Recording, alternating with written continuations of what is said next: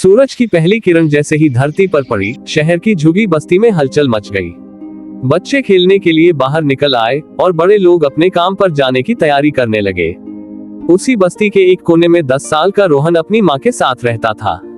उसकी माँ घरों में काम करती थी और रोहन दिन भर कूड़ा बीनकर कुछ पैसे जुटाने की कोशिश करता। रोहन की आंखों में भी सपने थे, बड़े आदमी बनने के, खूब पैसा कमाने के और अपनी माँ को एक अच्छा जीवन देने के। लेकिन गरीबी की दीवारें इतनी ऊंची थीं कि उनके पार देख पाना भी मुश्किल था। फिर भी वह रोज अपनी माँ से कहता, माँ एक दिन हम भी बड़े घर में रहेंगे। उसकी माँ बस मुस्कुरा देती और प्यार से उसके सिर पर हाथ फेर देती। शहर के दूसरे छोर पर विशाल बंगले में रहने वाला अर्जुन नाम का लड़का था। उसकी उम्र भी 10 साल थी, लेकिन उसकी दुनिया बिल्कुल अलग थी। उसके पास महंगे खिलौने, नौकर चाकर और आलीशान सुख सुविधाएं थीं। मगर उसके माता पिता अपने बिजनेस में इतने व्यस्त थे कि उसे समय नहीं दे पाते थे। अर्जुन के पास सब कुछ था, लेकिन प्यार और अपनापन नहीं। एक दिन रोहन शहर के पार्क में खाली बोतलें और प्लास्टिक बीनने गया। वहां उसकी नजर झूले पर अकेले बैठे अर्जुन पर पड़ी। अर्जुन के हाथ में एक चमचमाती हुई फुटबॉल थी, लेकिन उसके चेहरे पर उदासी थी। रोहन ने झिझकते हुए पूछा, क्या हुआ भैया, खेल क्यों नहीं रहे? अर्जुन ने गहरी सांस ली और कहा, मुझे खेलने के लिए दोस्त नहीं मिलते। रोहन हंस पड़ा। बस इतनी सी बात, चलो मैं खेलता हूँ तुम्हारे साथ। पहले तो अर्जुन को हिचकिचाहट हुई, लेकिन फिर दोनों ने मिलकर खेलना शुरू कर दिया। कुछ ही देर में पार्क में उनकी हंसी गूंजने लगी। अर्जुन और रोहन अब रोज पार्क में मिलने लगे। अर्जुन ने पहली बार महसूस किया कि दोस्ती का असली मतलब क्या होता है। रोहन के पास महंगे खिलौने नहीं थे, लेकिन उसके पास हंसी, खुशियां और सच्चा अपनापन था। दूसरी ओर रोहन के लिए अर्जुन से दोस्ती करना किसी सपने के सच होने जैसा था। एक दिन अर्जुन ने रोहन से पूछा, तुम स्कूल क्यों नहीं जाते? रोहन ने सिर झुका लिया। पैसे नहीं है, माँ घरों में काम करती है और मुझे भी कमाना पड़ता है। अर्जुन को ये सुनकर बहुत बुरा लगा। उसने घर जाकर अपने माता पिता से कहा, मुझे अपने दोस्त रोहन को पढ़ाई में मदद करनी है। पहले तो अर्जुन के माता पिता ने ध्यान नहीं दिया, लेकिन जब अर्जुन ने जिद पकड़ ली तो वे मान गए। उन्होंने रोहन की माँ से बात की और रोहन का दाखिला एक अच्छे स्कूल में करवा दिया। अब रोहन दिन में स्कूल जाता और शाम को अर्जुन के साथ खेलता। धीरे धीरे उसकी मेहनत रंग लाने लगी। वह पढ़ाई में तेज था और कुछ ही सालों में उसने अपनी क्लास में टॉप करना शुरू कर दिया। अर्जुन के माता पिता भी उसकी लगन देखकर प्रभावित हुए और उसकी पूरी शिक्षा का खर्च उठाने का फैसला किया। सालों बाद रोहन एक बड़ा डॉक्टर बन गया। उसने अर्जुन और उसके परिवार का आभार व्यक्त किया और अपनी माँ के लिए एक सुंदर घर खरीदा। अर्जुन भी अपने पिता का बिजनेस संभालने लगा, लेकिन उसने सीखा कि असली खुशी सिर्फ पैसे में नहीं, बल्कि रिश्तों में होती है। इस कहानी से हमें ये सीख मिलती है कि गरीबी और अमीरी सिर्फ हालात होते हैं, लेकिन सच्ची दोस्ती और मेहनत से कोई भी अपनी किस्मत बदल सकता है। अर्जुन और रोहन की दोस्ती ने ये साबित कर दिया कि अगर दिल में सच्ची लगन हो तो कोई भी सपना। राजू और जादुई झोपड़ी। राजू एक नटखट और जिज्ञासु बालक था, जो अपने गांव में सबसे अलग था। वह हमेशा नई चीजें खोजने और दुनिया को समझने की कोशिश करता रहता। एक दिन उसकी दादी ने उसे एक रहस्यमयी झोपड़ी की कहानी सुनाई, जो गांव के पास वाले घने जंगल में कहीं छिपी थी। कहते हैं वह झोपड़ी जादुई थी और वहां जाने वाला हर कोई कुछ न कुछ अद्भुत अनुभव करता था।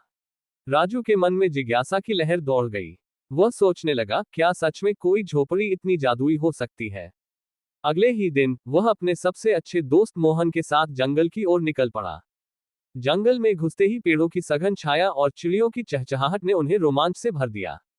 लेकिन जैसे जैसे वे आगे बढ़ते गए, रास्ता मुश्किल होता गया। अचानक उन्हें एक बूढ़े आदमी का स्वर सुनाई दिया, जो एक पेड़ के नीचे बैठा था। बच्चों, तुम यहाँ क्या कर रहे हो? बूढ़े ने पूछा। राजू ने उत्साहित होकर उत्तर दिया, हम जादुई झोपड़ी को ढूंढ रहे हैं। क्या आप हमें रास्ता बता सकते हैं? बूढ़े ने हल्की मुस्कान के साथ कहा, अगर तुम झोपड़ी तक पहुंचना चाहते हो तो तुम्हें 3 परीक्षाओं से गुजरना होगा। अगर तुम सफल रहे तो झोपड़ी तुम्हें अपना जादू दिखाएगी। राजू और मोहन ने तुरंत हामी भर ली। बूढ़े आदमी ने उन्हें एक संकरी पगडंडी की ओर इशारा किया, यहाँ से जाओ, लेकिन सावधान रहना, रास्ते में एक झरना आएगा जिसे पार करना आसान नहीं होगा। राजू और मोहन आगे बढ़े। कुछ ही देर में वे एक बड़े झरने के सामने आ खड़े हुए। पानी की धारा तेज थी और पुल बहुत संकरा था। मोहन डर गया, लेकिन राजू ने हिम्मत नहीं हारी। उसने सोचा, अगर हम साथ मिलकर कोशिश करें तो इसे पार कर सकते हैं। राजू ने एक लंबी लकड़ी खोजी और मोहन को सहारा देकर धीरे धीरे पुल पार करने में मदद की। कुछ ही मिनटों में वे दोनों सुरक्षित पार पहुंच गए। पहली परीक्षा पूरी हो गई थी। आगे बढ़ते ही उन्हें एक गुफा के अंदर जाने का संकेत मिला। वहां अंधेरा था और दीवारों पर कुछ रहस्यमयी चित्र बने हुए थे। अचानक एक गहरी आवाज आई, अगर तुम आगे बढ़ना चाहते हो तो इन चित्रों का रहस्य हल करो। राजू ने दीवारों को ध्यान से देखा। चित्रों में एक कहानी छिपी थी। पहले चित्र में एक बीज था, दूसरे में एक पौधा, तीसरे में एक बड़ा पेड़ और चौथे में पेड़ पर फल लदे थे। राजू ने सोचा और जवाब दिया, ये प्रकृति का चक्र है। बीज से पौधा, फिर पेड़ और अंत में फल। गुफा के दरवाजे अपने आप खुल गए। दूसरी परीक्षा भी पार हो गई। आगे बढ़ते ही उन्हें एक घायल हिरण मिला जो दर्द से कराह रहा था। मोहन आगे बढ़ना चाहता था, लेकिन राजू ने कहा, हमें इसकी मदद करनी चाहिए। राजू ने पास के पौधों से औषधीय पत्तियां इकट्ठी की और हिरण के घाव पर लगाईं। कुछ ही देर में हिरण थोड़ा चलने लगा और कृतज्ञता से उनकी ओर देखा। तभी अचानक जंगल में एक हल्की रोशनी चमकी और उनके सामने वही बूढ़ा आदमी प्रकट हुआ। बच्चों, तुमने बहादुरी, बुद्धिमानी और दयालुता की परीक्षा पास कर ली। अब तुम्हें झोपड़ी तक जाने का अधिकार मिल गया। राजू और मोहन आगे बढ़े और आखिरकार वे झोपड़ी के सामने खड़े थे। यह एक साधारण झोपड़ी लग रही थी, लेकिन जैसे ही उन्होंने दरवाजा खोला, उनकी आंखें चमक उठी। अंदर हर चीज चमक रही थी।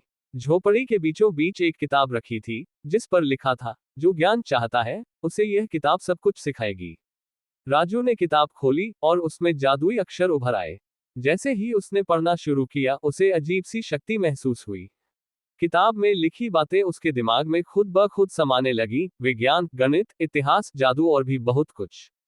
राजू और मोहन ने समझ लिया कि असली जादू ज्ञान में छिपा है। वे किताब को साथ लेकर गांव लौटे और वहां के बच्चों को सिखाने लगे। धीरे धीरे उनका गांव और समृद्ध होने लगा, क्योंकि अब हर कोई पढ़ाई में रुचि लेने लगा था।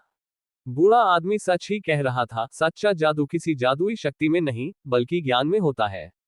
राजू और मोहन की यह यात्रा सिर्फ एक रोमांचक सफर नहीं थी, बल्कि यह एक सीख थी कि बहादुरी, बुद्धिमानी और दयालुता से कोई भी कठिनाई पार की जा सकती है। और सबसे बड़ी बात, सच्चा जादू किताबों और ज्ञान में ही छिपा होता है।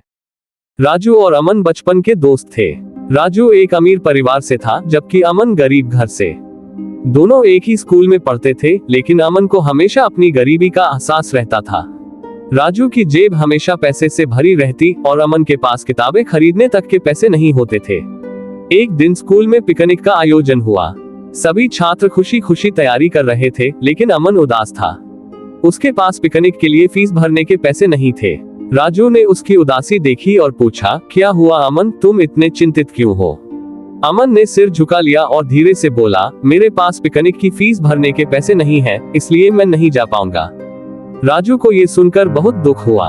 उसने बिना कुछ कहे अपने जेब से पैसे निकाले और अमन की फीस भर दी। अमन ने मना किया, लेकिन राजू ने हंसते हुए कहा, तू मेरा सबसे अच्छा दोस्त है, दोस्ती में कोई अमीरी गरीबी नहीं होती। अमन की आंखें भर आईं। वह पिकनिक में गया और दोनों ने बहुत मजे किए। समय बीतता गया, दोनों बड़े हुए। अमन ने कड़ी मेहनत से पढ़ाई की और एक सरकारी अधिकारी बन गया, जबकि राजू अपने पिता का व्यापार संभालने लगा। एक दिन राजू का बिजनेस भारी नुकसान में चला गया। उसके पिता की तबीयत भी खराब हो गई। अब वह भी आर्थिक तंगी से जूझ रहा था। उसने कई जगह मदद मांगी, लेकिन कोई काम नहीं बना। हताश होकर वह घर बैठा था, तभी दरवाजे पर दस्तक हुई। दरवाजा खोला तो सामने अमन खड़ा था। उसने मुस्कुराते हुए कहा, क्या दोस्त, अकेले अकेले तकलीफ झेल रहे हो? राजू की आंखों में आंसू आ गए। अमन ने उसे गले लगा लिया और कहा, आज मैं तुम्हारी मदद करूंगा, जैसे तुमने मेरी की थी।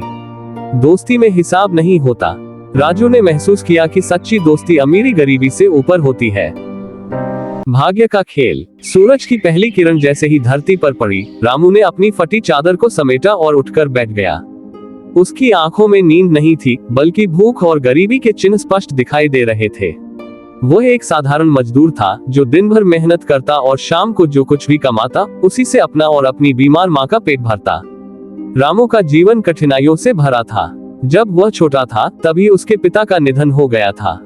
माँ ने सिलाई करके उसे पालने की कोशिश की, लेकिन उम्र के साथ उनकी सेहत बिगड़ती गई। अब सारा बोझ रामू के कंधों पर था। वह दिन भर ईंट गारा ढोता, लेकिन मजदूरी इतनी कम थी कि 2 वक्त की रोटी भी मुश्किल से नसीब होती। कभी तो किस्मत चमकेगी, रामू सोचता, लेकिन हर दिन वही संघर्ष और वही निराशा। एक दिन जब वह काम से लौट रहा था तो उसे सड़क किनारे एक बूढ़ा आदमी मिला। उसके कपड़े पुराने लेकिन साफ सुथरे थे।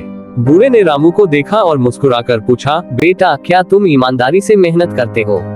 रामू ने सिर हिलाया। हाँ बाबा, मेहनत ही तो मेरी किस्मत है।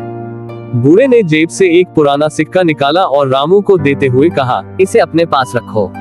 ये भाग्यशाली सिक्का है। जब भी तुम्हें लगे कि सब कुछ खत्म हो रहा है, इसे देख लेना। रामू ने सिक्का लिया। मन में संदेह था, लेकिन बूढ़े की आंखों में विश्वास था। उसने सिक्का अपनी जेब में रख लिया। अगले ही दिन रामू की माँ की तबीयत और बिगड़ गई। डॉक्टर ने महंगी दवाइयाँ लिखी, लेकिन रामू के पास पैसे नहीं थे। वह निराश होकर सड़क किनारे बैठ गया और सिक्के को देखते हुए सोचने लगा, क्या सच में यह भाग्यशाली है? अचानक एक आदमी दौड़ता हुआ आया और बोला, भाई, क्या तुम्हें वह बूढ़ा आदमी मिला था जो यहाँ कल बैठा था? रामू चौंक गया। हाँ, क्यों? वह आदमी बहुत अमीर था, लेकिन सादा जीवन जीता था। उसने कहा था कि अगर कोई ईमानदार व्यक्ति उसे मिलेगा तो वह उसकी मदद करेगा। रामू को यकीन नहीं हुआ, लेकिन तभी वह आदमी उसे एक बड़े बंगले में ले गया। वहाँ वही बूढ़ा बैठा था। बूढ़े ने रामू को देखकर कहा, मैंने तुम्हें परखा था और तुम ईमानदार निकले। मैं तुम्हारी मदद करना चाहता हूँ। ये लो, ये कुछ पैसे हैं, अपनी माँ का इलाज करवाओ और मेहनत करना मत छोड़ना। रामू की आंखों में आंसू आ गए।